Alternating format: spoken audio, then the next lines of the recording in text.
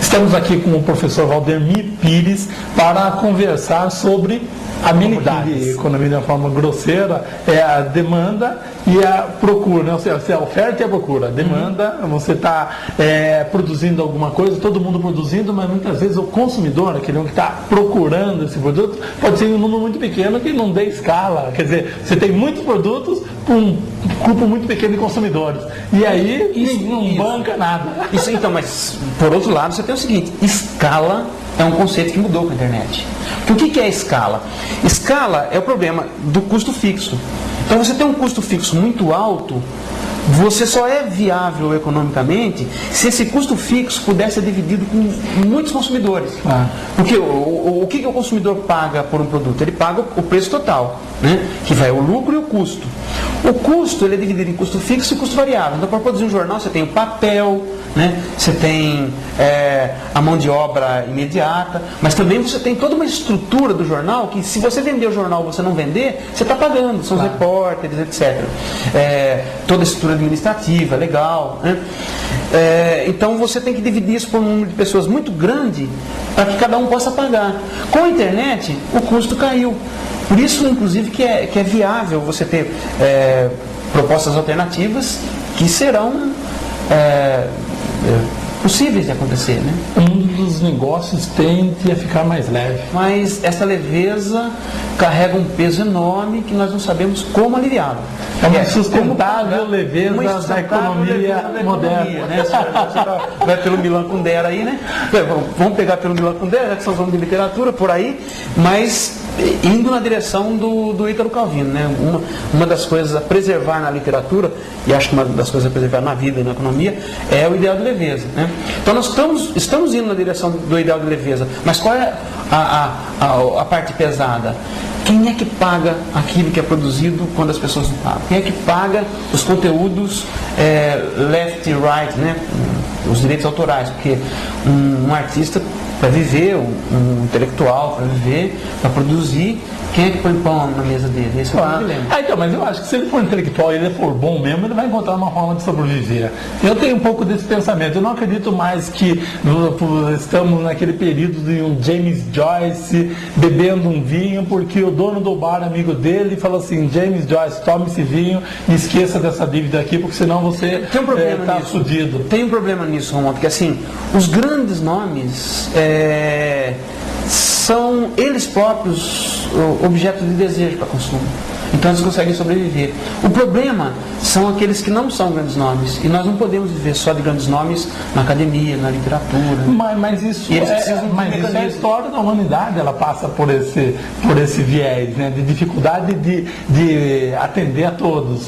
Não estou nem vendo pelo ponto de vista marxista, não é essa a questão, não. É que há sempre aqueles que se sobressaem mesmo, e uma grande parcela fica tentando, e é um exercício permanente, que até tem um valor de renovação. Então, mas o que eu estou dizendo para você é o seguinte: tem conteúdos intelectuais que precisam ser produzidos não com esse sentido de exuberância, mas do cotidiano, né? Então, o sujeito que saiba escrever, por exemplo, você lê pequenas reportagens, né?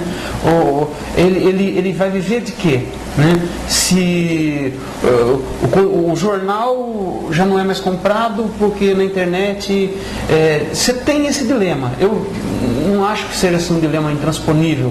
Também não acho que devamos voltar àquela ideia do passado de que a pessoa tem que ser sustentada com um emprego fixo. Não é isso. Ou subsidiada pelo Estado. Ou subsidiada pelo Estado. Mas o problema é que você tem um descasamento entre o trabalho que alguém faz, o consumo que alguém está levando e como é que paga isso, né? É um dos grandes dilemas. Por exemplo, tem um livro chamado Economics, que acabou de ser publicado em português, que trata disso, da internet como parcerias em que um não cobra do outro, né?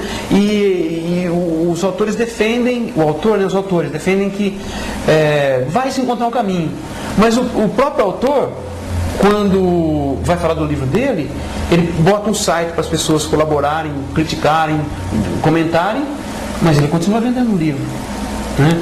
Então, todo mundo fala dessas novas possibilidades de uma economia mais leve, mais barata, mais criativa, mas todos aqueles que estão se beneficiando disso não vem problema. Agora, aqueles que não estão se beneficiando, não vem problema.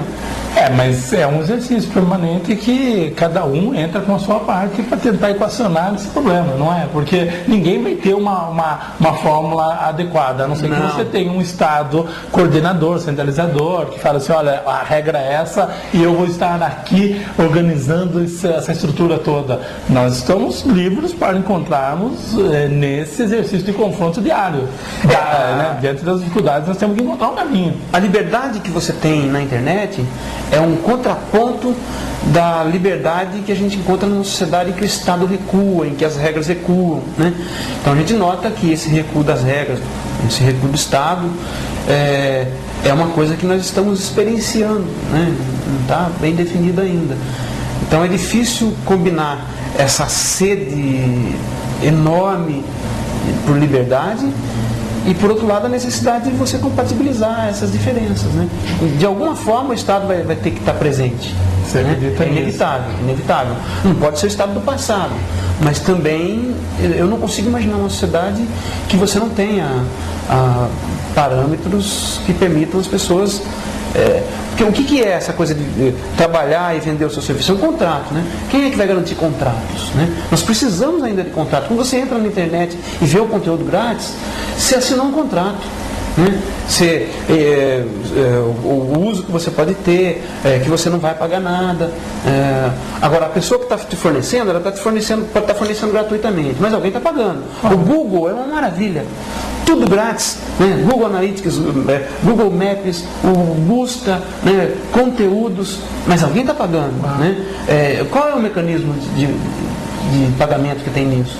Mas aí, isso que eu digo, existe uma nova engenharia econômica vigente. Existe uma nova engenharia que as pessoas precisam compreender. Não é mais na fórmula direta de outrora. Então, verdade. Como que você chega a equacionar o seu problema pessoal de não ter grana, ter um projeto alternativo e sobreviver disso? Como eu acho. Não é o Estado que vai resolver isso daí mesmo, no meu entender. Vai ser a pessoa dentro desse mercado. Como? Interagindo. Então essa interatividade ela tem que ser permanente e em algum momento ela vai achar a brecha dela ou ela vai mudar de função. Só vão sobreviver, eu acho, aqueles que tiverem mais aptidão diante dessa complexidade.